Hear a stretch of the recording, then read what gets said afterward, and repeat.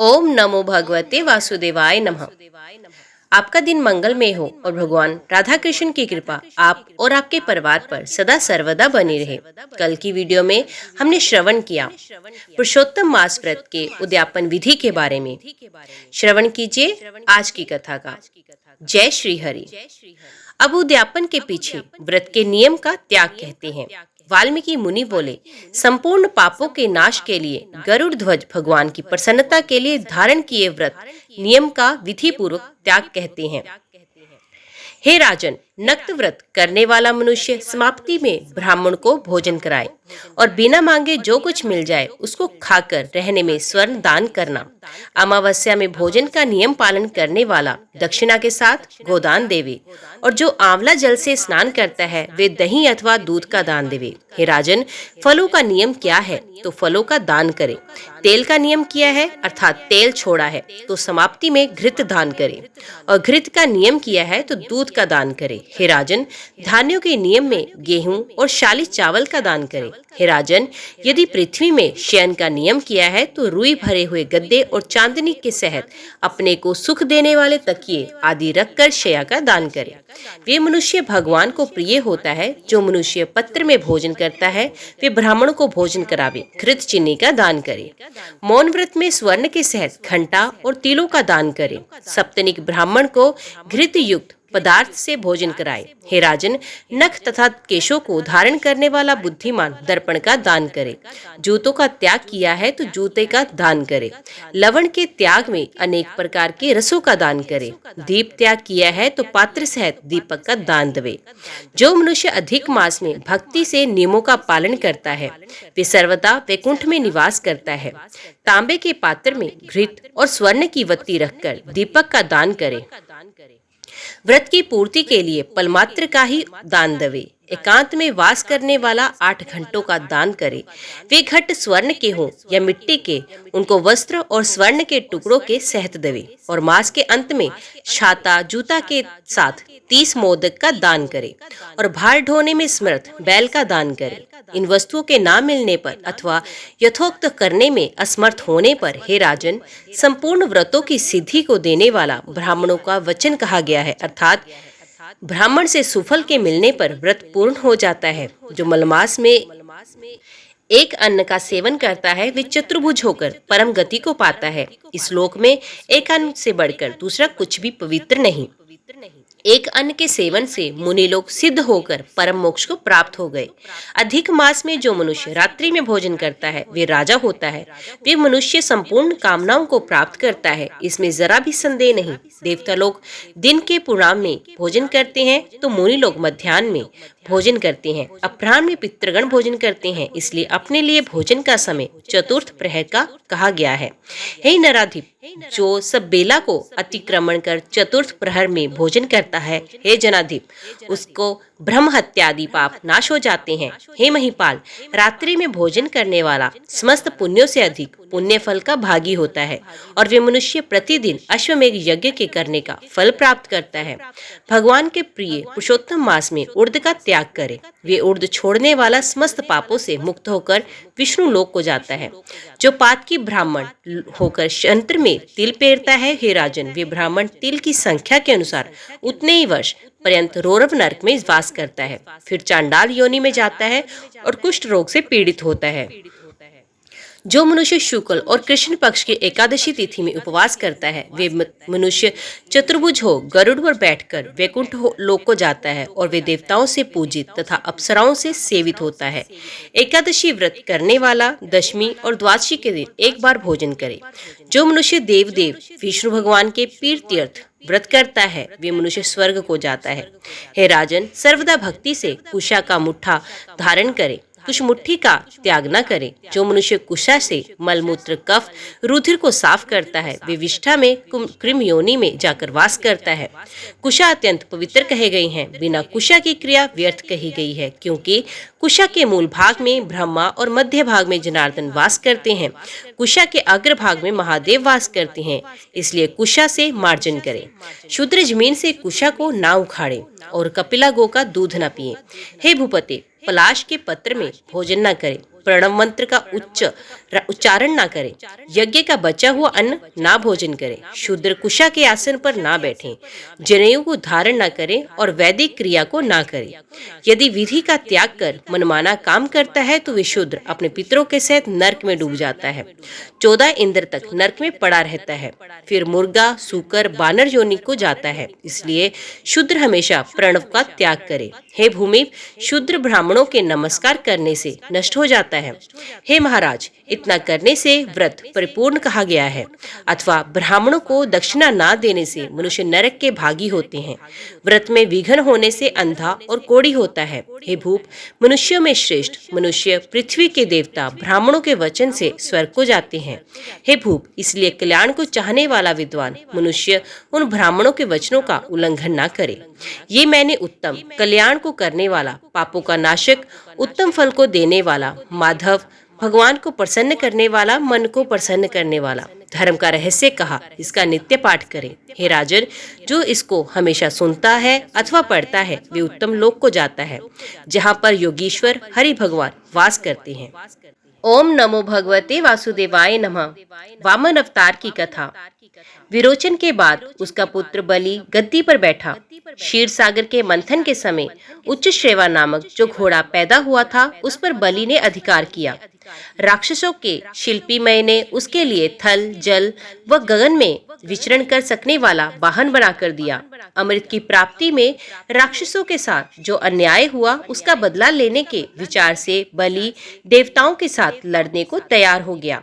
देवताओं ने अमृत का सेवन किया था, इसलिए बड़े ही उत्साह के साथ उन्होंने राक्षसों का सामना किया। बलि ने इंद्र के साथ भयंकर युद्ध किया। उस संग्राम में राक्षस बुरी तरह हार गए। राक्षसों के गुरु शुक्राचार्य ने मृत संजीवनी विद्या के द्वारा मृत राक्षसों को पुनः जीवित किया। देवताओं से मुंह खाने के बाद बलि ने बड़े लगन से राक्षसों को फिर से संगठित किया तथा देवताओं को हराकर अपने राज्य का विस्तार किया। सारे भूमंडल पर अधिकार करके बड़ी दक्षता के साथ राज्य करते हुए बलि चक्रवर्ती कहलाया। शुक्राचार्य ने उसके द्वारा 100 अश्वमेध यज्ञ कराए। इसके बाद बलि ने स्वर्ग पर आक्रमण किया। उसके हमले से घबराकर स्वर्ग के निवासी देवता जंगलों में भाग गए। दिक्पाल भी बलि चक्रवर्ती की अधीनता को स्वीकार करके उसके आदेशों का पालन करने लगे। स्वर्ग, मर्त्य व पाताल लोकों पर चक्रवर्ती बलि न्याय और धर्म पूर्वक शासन करने लगा। उस समय इंद्र की माता अदिति अपने पति कश्यप से बोली, हमारी संतान बने देवता तथा शची व इंद्र जंगलों में असह्य यातनाएं झेल रहे हैं। उन्हें पुण्य स्वर्ग पाने का कोई उपाय हो तो बतला दीजिए। इस पर कश्यप ने कहा कि तुम विष्णु के प्रति भक्ति पूर्वक व्रत का आचरण करो। अदिति ने कश्यप के उपदेशानुसार विष्णु के प्रति आराधना करके उनको प्रसन्न किया। विष्णु ने बताया कि मैं तुम्हारे गर्भ से जन्म धारण करके देवताओं को फिर से स्वर्ग वापस दिलाऊंगा। इस प्रकार विष्णु ने अदिति व कश्यप के यहाँ बोने शिशु के रूप में जन्म धारण करके 10 अवतारों में से 5वां वामन अवतार लिया। वामन ने उपनयन के बाद वैदिक विद्याएं समाप्त कर ली और इंद्र के छोटे भाई तथा अदिति के प्यारे पुत्र के रूप में पलने लगे। उस समय बलि चक्रवर्ती नर्मदा नदी के तट पर शुक्राचार्य के नेतृत्व में विश्वजीत यज्ञ प्रारंभ करके अपार दान दे रहा था। वामन ने जनेऊ, हिरण का चर्म व कमंडलू धारण किया, छाता हाथ में लेकर खड़ाऊ पहन लिया और मूर्तिभूत ब्रह्म तेज के साथ बलि चक्रवर्ती के पास चल पड़े। छोटे छोटे डग भरने वाले वामन को देख यज्ञशाला में एकत्रित सभी लोग प्रसन्न हो उठे। वामन ने बलि चक्रवर्ती के समीप जाकर जय जयकार किया। वामन को देखते ही बलि के मन में अपूर्व आनंद हुआ। उसने पूछा, अरे मुने, तुम तो अभी शिशु के अवतार में हो, तुम कौन हो? एक नए ब्रह्मचारी के रूप में कहाँ चल पड़े? मैं तुमसे ही मिलने आया हूँ। मैं अपना परिचय क्या दूं? सब लोग मेरे ही हैं, फिर भी इस वक्त मैं अकेला हूँ। वैसे मैं संपदा रखता हूँ, पर इस समय एक याचक हूँ। तुम्हारे दादा परदादा महान वीर थे। तुम्हारे शौर्य और पराक्रम दिगंत एक तक व्याप्त हैं, वामन ने कहा। इस पर बलि चक्रवर्ती हंसकर बोलने, आपकी बातों तो कुछ विचित्र मालूम होती हैं। आप शौर्य और पराक्रम की चर्चा कर रहे हैं, युद्ध करने की प्रेरणा तो नहीं देंगे, क्योंकि इस वक्त मैं यज्ञ की दीक्षा लेकर बैठा हूँ। इस पर वामन बोले, वाह, आपने कैसी बात कही। महान बल पराक्रमी बने आप, आपके सामने पोना बने हुए मेरी गिनती ही क्या। आपका यश सुनकर याचना करने आया हूँ। अच्छी बात है, मांग लीजिए। आप जो भी मांगे वही देने का वचन देता हूँ, बलि चक्रवर्ती ने कहा। इस पर शुक्राचार्य ने बलि को बुलाकर समझाया, ये वामन साक्षात विष्णु है, तुम्हें धोखा देकर तुम्हारा सर्वस्व लूटने के लिए आए हैं। तुम उन्हें किसी प्रकार का दान मत दो। बलि चक्रवर्ती ने कहा, विष्णु जैसे महान व्यक्ति मेरे सामने याचक बनकर हाथ फैलाते हैं, तो मेरे हाथों द्वारा कोई दान देना मेरे लिए भाग्य की ही बात मानी जाएगी। ये मेरी अद्भुत विजय का परिचायक भी होगा। इसके अतिरिक्त वचन देकर उससे विमुख हो जाना भी उचित नहीं। मेरा वचन झूठा साबित होगा। आत्मरक्षा के वास्ते किए जाने वाला कर्म असत्य नहीं कहलाता, पर अनुचित धर्म भी आत्महत्या के सदृश ही माना जाएगा। शुक्राचार्य ने कहा, चाहे हो जाए, वे चाहे मेरे साथ कुछ भी ना करे या मैं हार भी जाऊं, फिर भी ये मेरी पराजय नहीं मानी जाएगी। ये धर्म वीरता ही होगी। वैसे शिव चक्रवर्ती आदि जैसे दान करके यक्ष पाने की कामना भी मेरे अंदर नहीं है, परंतु वचन देकर इसके बाद उससे मुकर कर कायर कहलाना मैं नहीं चाहता, बलि चक्रवर्ती ने कहा। इस पर शुक्राचार्य क्रोध में आ गए और शाप देने के स्वर में बोले, तुम्हारे गुरु के नाते मैंने तुम्हारे हित के लिए जो बातें कही उन्हें तुम धिक्कार रहे हो। याद रखो, तुम अपने राज्य तथा सर्वस्व से हाथ धो बैठोगे। बलि चक्रवर्ती ने विनय पूर्वक कहा, गुरुदेव, आप नाहक अपयश के शिकार हो गए। मैं सब प्रकार के सुख दुखों के समान रूप को से स्वीकार करते हुए दान देने के लिए तैयार हो गया हूँ, पर आपका ये शाप विष्णु के लिए वरदान ही साबित हुआ, क्योंकि गुरु के वचन का धिक्कार करने के लिए उपलक्ष्य में प्राप्त शाप को विष्णु केवल अमल करने वाले हैं, पर अन्याय पूर्वक उन्होंने बलि के साथ दगा किया है। इस अपयश से वे दूर हो गए। मैं आपके शाप को स्वीकार करता हूँ। शुक्राचार्य का चेहरा सफेद हो उठा। उन्होंने लज्जा के मारे सर झुका लिया। वे निरत्तर हो गए। इसके बाद बलि वामन के पास जाने लगे। तब शुक्राचार्य ने कहा, हे दानवराज, ये विनाश केवल तुम्हारे लिए नहीं बल्कि समस्त दानव वंश का है और हम सबके लिए अपमान की बात है। शुक्राचार्य ने चेतावनी दी। यही नहीं बल्कि एक दानव ने न्यायपूर्ण शासन किया, धर्म का पालन किया और विष्णु को भिक्षा दी। इस प्रकार समस्त दानव वंश के लिए यश का भी तो कारण बन सकता है। बलि यो कहकर वामन के पास पहुंचे। इसके बाद बलि चक्रवर्ती की पत्नी विंध्यावली स्वर्ण कलश में जल ले आई। स्वर्ण थाल में वामन के चरण धोए। उस जल को बलि ने अपने सर पर छिड़क लिया। तब बोले, हे वामन रूपधारी, आप जैसे महान व्यक्ति का मेरे पास दान के लिए पहुंचना मेरे पूर्व जन्म के पुण्यों का फल है। आप जो कुछ चाहते हैं मांग लीजिए। रत्न, स्वर्ण, महल, सुंदरियां, शस्य क्षेत्र, साम्राज्य, सर्वस्व, यहाँ तक मेरा शरीर भी आपके वास्ते प्रस्तुत है। महाबली, तुमने जो कुछ देना चाहा उनको लेकर मैं क्या करूंगा। मैं तो हिरण का चरम बिछाए ब्रह्मनिष्ठा करना चाहता हूँ। इस वास्ते मेरे लिए 3 कदम की जगह पर्याप्त है। ये 3 कदम तुम्हारे दिक्कतों तक फैले साम्राज्य में अत्यंत अल्प मात्र हैं, फिर भी मेरे लिए ये 3 लोकों के बराबर हैं। वामन ने कहा, वे 3 कदम ही ले लो। यो कहकर बलि ने अपने जल कलश के जल लुढ़काकर दान करना चाहा। उस पर में से जल ना निकला। शुक्राचार्य ने सूक्ष्म रूप में जल कलश की सूंड में छिपे रहकर जल को गिरने से रोक रखा था। इस पर वामन ने दाब का तिनका निकालकर जल कलश की सूंड में घुसेड़ दिया। शुक्राचार्य अपनी एक आंख खोकर काना बन गया। इस पर वे हट गया। तब जलधारा बलि चक्रवर्ती के हाथों से निकलकर वामन की अंजुलि में गिर गई। दान विधि के समाप्त होते ही बलि चक्रवर्ती ने कहा, अब आप द्वारा अपने चरणों से माप कर 3 कदम जमीन प्राप्त करना ही शेष रह गया है।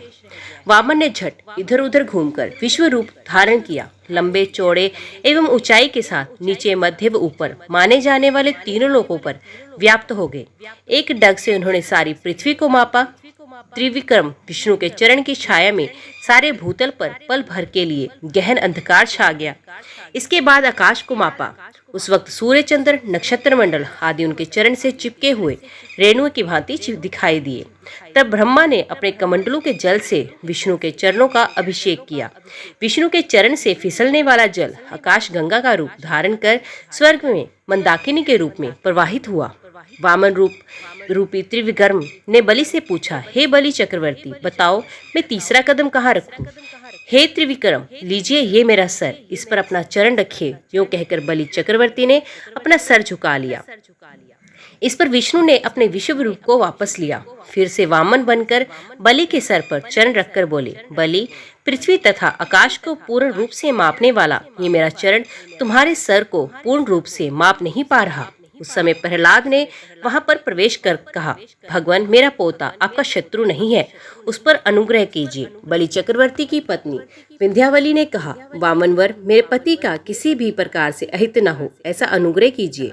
बहन, आपके पति के लिए हानि पहुंचाना किसी के लिए संभव नहीं, इसलिए तो मैंने ये जाचक बनकर उनसे दान लिया। इनका धार्मिक बल ही कुछ ऐसा है। यो समझाकर वामन प्रहलाद की ओर मुड़कर बोले, जानते हो बलि मेरे लिए कितने प्रिय व्यक्ति हैं। ये कहते हुए वामन विष्णु की संपूर्ण कलाओं के साथ शोभित हो लंबे वेत्र दंड समेत दिखाई दिए। हे बलि चक्रवर्ती, तुम्हारी समता करने वाला आज तक कोई नहीं हुआ और न होगा। आदर्शपूर्ण शासन करने वाले चक्रवर्तियों में तुम्हारा ही नाम प्रथम होगा। मैं तुम्हें सूतल में भेज रहा हूँ। पाताल लोकों के अधिपति बनकर शांति एवं सुख के साथ चिरंजीवी बनकर रहोगे। तुम्हारी पत्नी और तथा तुम्हारा दादा प्रहलाद भी तुम्हारे साथ होंगे। मैं तुम्हारे सूतल द्वार का इसी प्रकार दंडपाणी बनकर तुम्हारा रक्षक बनूंगा। यो कहकर वामनावतार विष्णु अंतर्ध्यान हो गए। ओम नमो भगवते वासुदेवाय नमः। आज की वीडियो में बस इतना ही। उम्मीद करती हूँ वीडियो आपको पसंद आई होगी। वीडियो पसंद आई हो तो वीडियो को लाइक और चैनल को सब्सक्राइब जरूर कीजिएगा। तो मिलते हैं अगले अध्याय के साथ। तब तक के लिए देखते व सुनते रहिए। जय मां कंजक, जय माता दी।